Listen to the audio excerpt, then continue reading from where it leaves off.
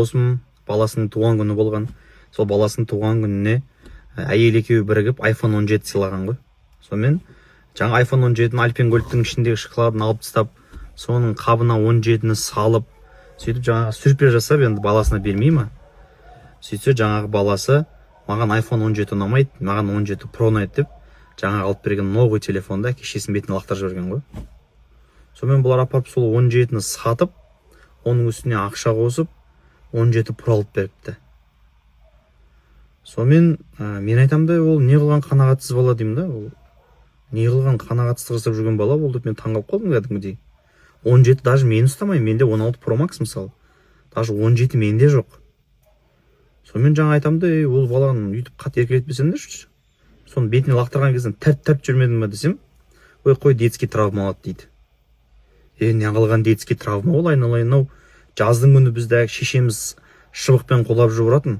Қыстың күні тоқша күннің шнуры болмаса сыпыртқымен үйде қолап жүріп ұрған кезде жалаң аяқ далаға шығып кететінбіз. Жаны ашып үйге кір деп айтама десең, наоборот үсіп өл деп естіліп алатын шешеміз. Сол кезде біз детский травма алмадық. Ол не деген детский травма деймін, мен таңғалып жатырмын кәдімгідей. Енді заманына қарай адамы деп айтайын десең, заманда бәрі орында, бірақ адамдардың пейіл өзгерген ба? Баланы жастан дейді ғой қазақ, баланы қатты еркелетіп өсіруге де болмайтын сияқты ағайын, әр нәрсенің өзінің шегі болады ғой. Енді бұл жерде мен айтқым келгені, балаға тәрбиені дұрыс беру керек сияқты. Жас күнінен мынау дұрыс, мынау бұрыс дегендерді айтып, білмеймін, енді біздің алған тәрбиеміз басқаша. Жалпы 90-шы жылдардағы жігіттер, қыздар біледі ғой, енді біздің поколение, біз сондай жаңағы неден өткенбіз. Сондай кезеңнен өткенбіз. Бәріміз таяқ жеп, кәдімгі әке-шешеміздің таяғын жеп, ешқандай детский травма алмай-ақ осы күнге жеткенбіз. Міне соның арқасында жаман болды деп айта алмаймын.